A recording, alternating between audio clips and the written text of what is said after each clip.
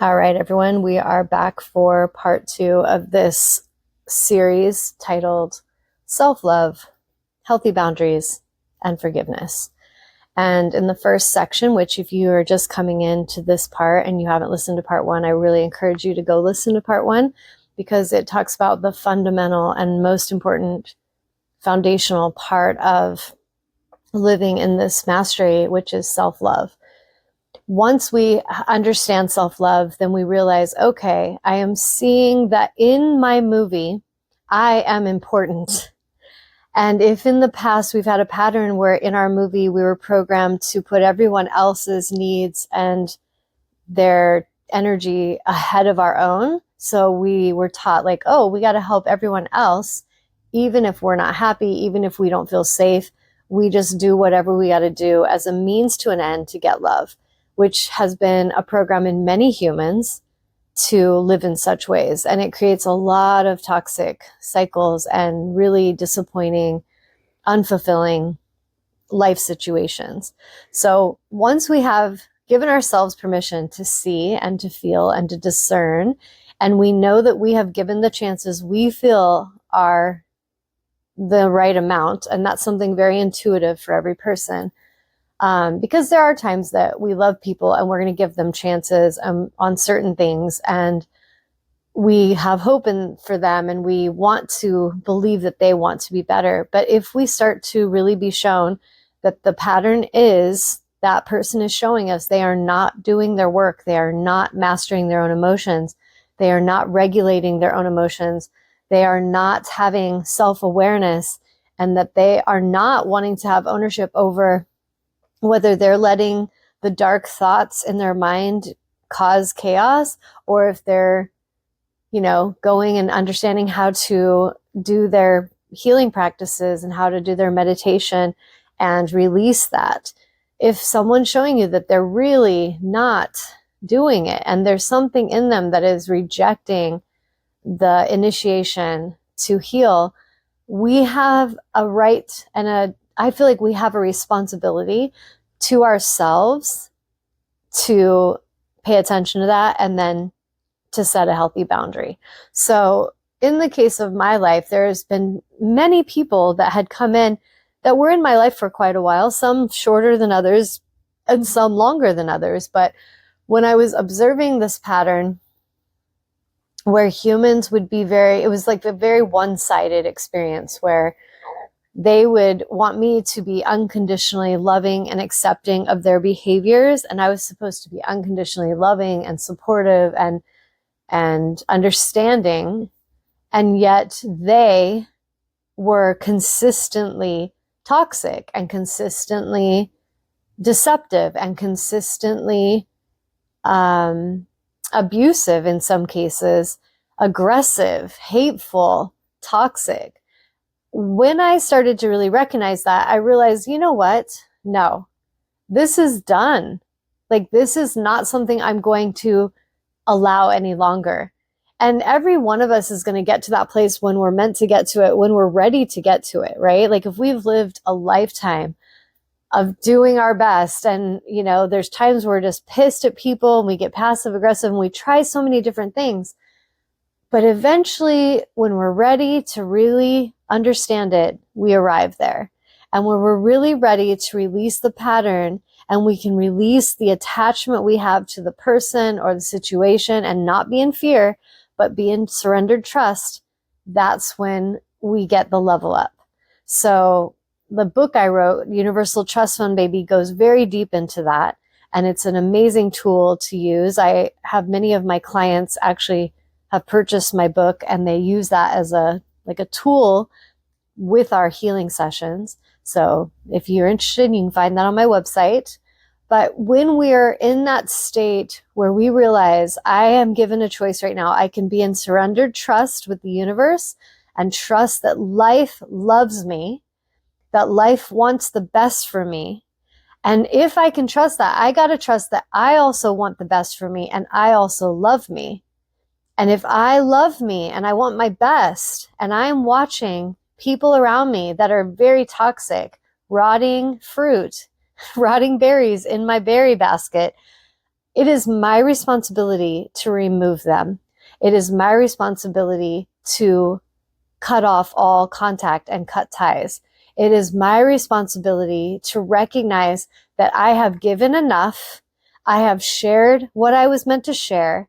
And in the sharing, if the sharing of words and wisdom and time and effort and care did not teach them, now my absence will teach. If they're ready to learn anything, they can learn through the absence. They can learn through the stillness. And a lot of us really can struggle on that part, because if we have an attachment, or we had an expectation, or we had a dream with a person, it can be really disappointing.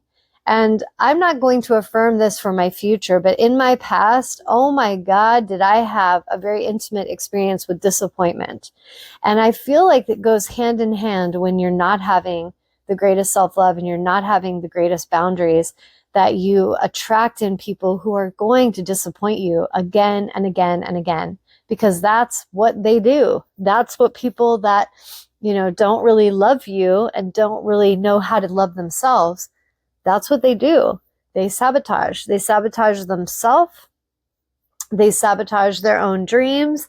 And if you were co-creating a dream with someone, whether it was a lover that you had a dream of a lifelong, beautiful, joyous, happy adventure with, or if it was a partnership that you had a hope and a dream of creating an amazing business together, or whatever it is, whatever the vision was that you had with that person, once they show you that they are not showing up in a positive, loving way for you, and you recognize that that is what you deserve, is someone showing up for you in a positive, loving, and supportive way, and you go and you trust Source God and you trust the universe to provide, you will be fine. I promise you. I have learned to live in surrendered trust. I am in my place in my life now where I'm really expecting expansion and beauty from Source. And I am no longer linking up and attaching myself to people who are just going to continuously disappoint me and disrupt my peace and disrupt my dreams and my goals. And some souls, I feel there, if we look at things like in a light and dark agenda, there are some of us here working for the light. We're very much here to help souls become liberated and sovereign and understand themselves and to love themselves and to empower themselves. And then there are other souls that are here to delay those people. If they can sense that you're a powerful way shower with great influence and incredible intelligence and wisdom, there are souls who want to come in just to disturb that, just to distract you, just to delay your expansion. And it's so important that we really open our eyes, and not just our physical eyes, but our internal eye, to see and psychically tune in and feel the intentions of those around us. Because if we tune in and if we pay attention, we can have more clarity quicker, and we don't have to be as disappointed and, as distracted. Now, that doesn't mean we won't be disappointed at times, because as a soul that finds herself to be very intelligent and very aware and very compassionate, and I really do give people a chance. But once I start seeing a pattern and it's consistent and it's sabotaging, I do not need to be in that energy any longer, because that energy will be a liability for me. It won't be a blessing. And so whether it's a lover, a partner, a friendship, a business partner, like I said, it doesn't matter what the role or the title is. What matters is the energetic experience. Energy does not lie, and energy is so important for us to be aware of for all of our goals and our dreams. So we had talked about, the foundational element being self-love. Next, we're moving into the very important understanding of healthy boundaries. And healthy boundaries are going to look different for every person and every situation. So I can't give you just like, a very cookie cutter recipe, but I can give you an understanding of what a healthy boundary is. And you have to sit in your own experience, case by case, and you need to ask yourself, what would love do right now? What would love choose now for myself and for the other?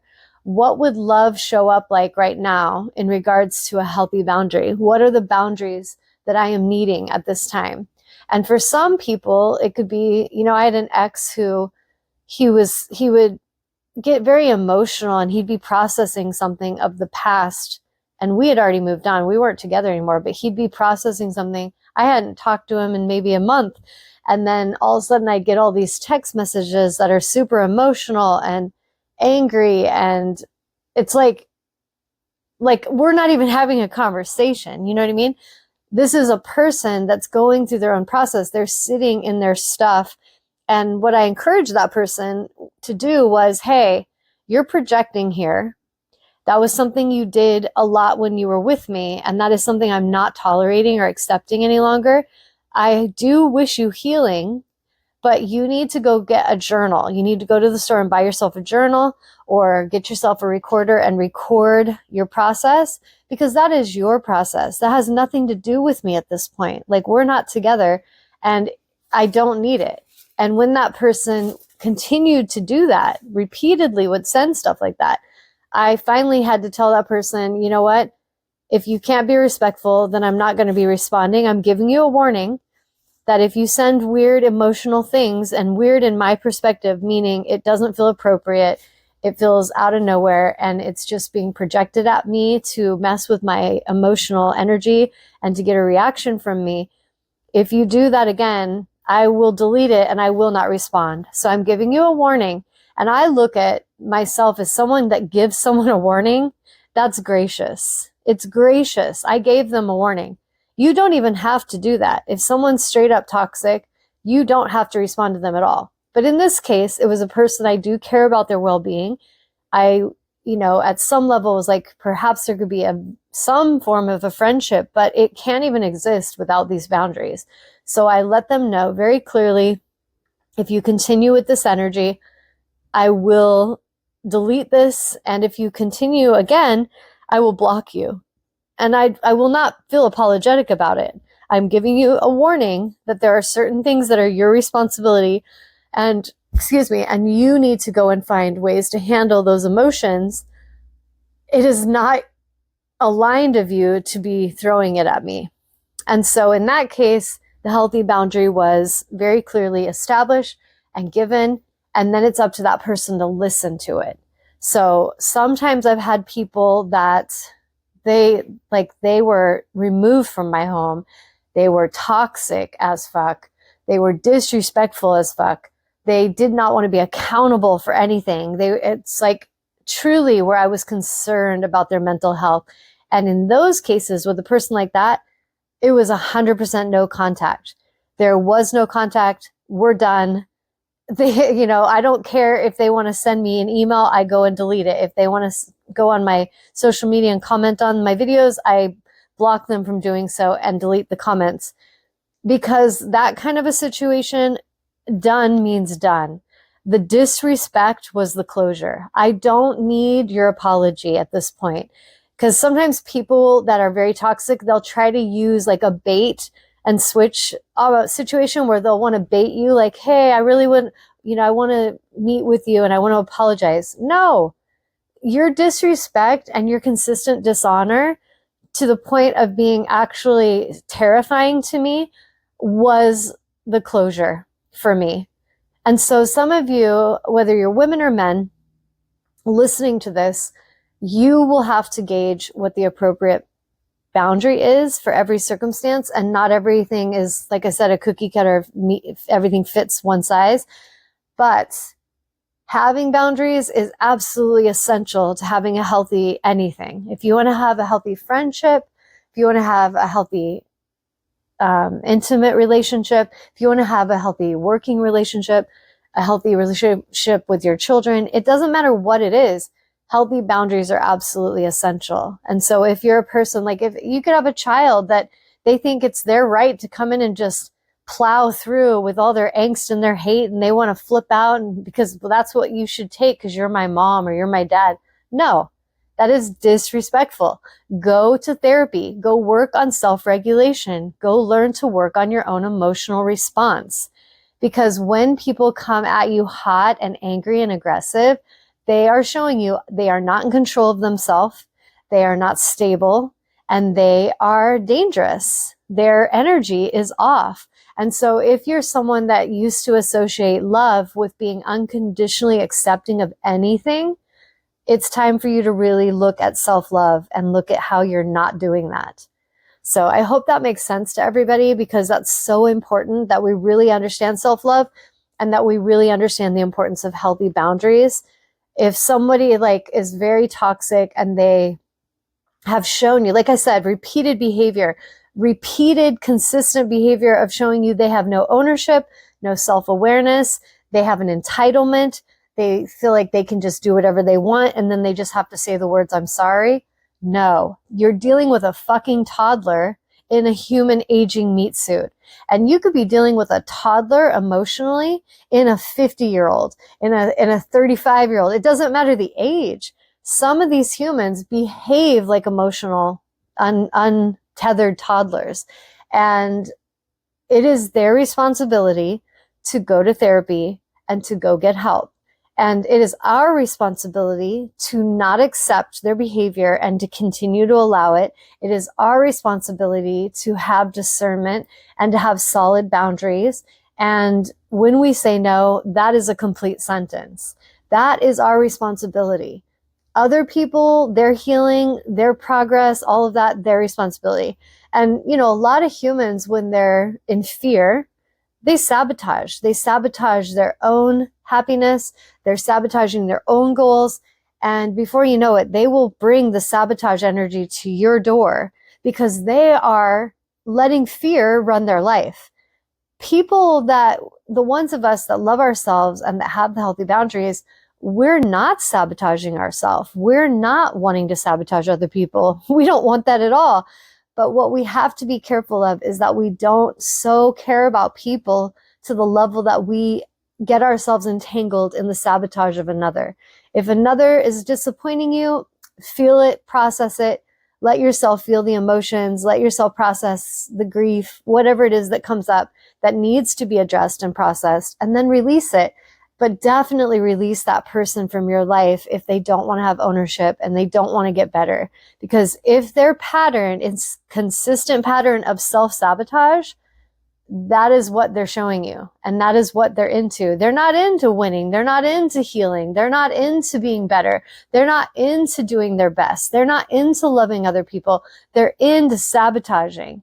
They're into a pattern that is toxic and unfulfilling in their own life. So it is so much better for you to remove them from yours. And I'm telling you, there's some people that once they left my life, I noticed such a shift, like with the really toxic partner. As soon as he was released, I just started to cleanse the house. I purified my house. I got rid of anything to do with him. And I felt such a shift in the energy and could feel like I could come into my place of healing. But this soul, Tawnya Love, I am realizing I don't want to continuously have to heal from people's bullshit. And that's where I recognized a pattern. Why am I feeling like I have to continuously love people unconditionally that are toxic? And that is what we had to sit with. And we had to give to the altar and release through transmutation. And really through self-love and self-forgiveness and also forgiveness of other, which is what we will talk about in the next segment. So important to have boundaries. Some people leave your life and you instantly feel a shift. There was one person living with me and it was so many weird car things happening, car accident right in front of us, cars almost hitting us, people flying around trying to be road raging. And I was like, what the fuck? Because that was not my normal experience. And I swear, since that person left my world, nothing like that happening because there's no chaos.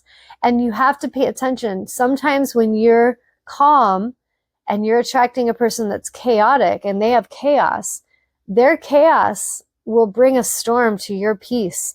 And so we have to pay attention to that sometimes we so hope that our peace will transmute their chaos. And it can. If they want to rise into that peace with you, it can. I am such a believer in that. That's why I actually help people as a healer, because I know that we can get better and we can heal.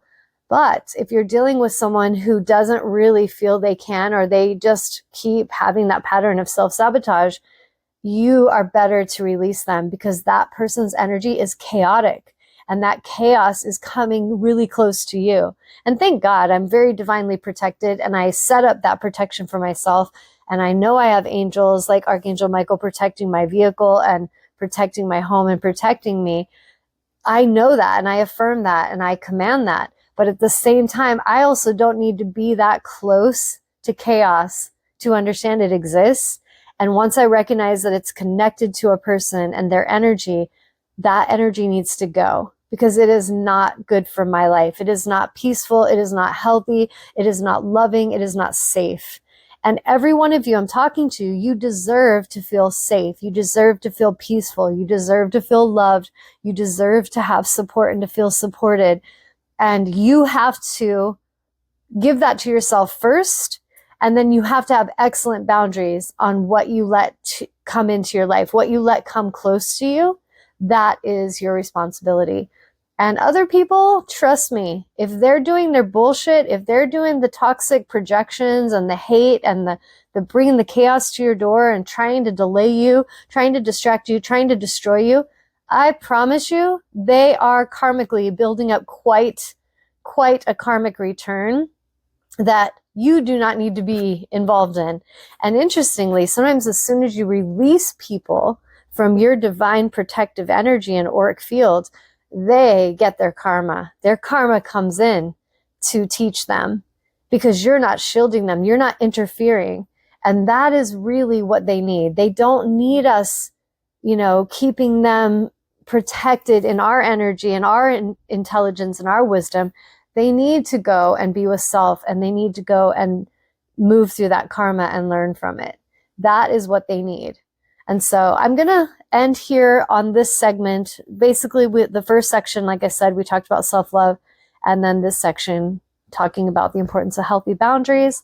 And I will be back shortly, and we will continue this conversation in regards to forgiveness and what that really means and why that's so important for us.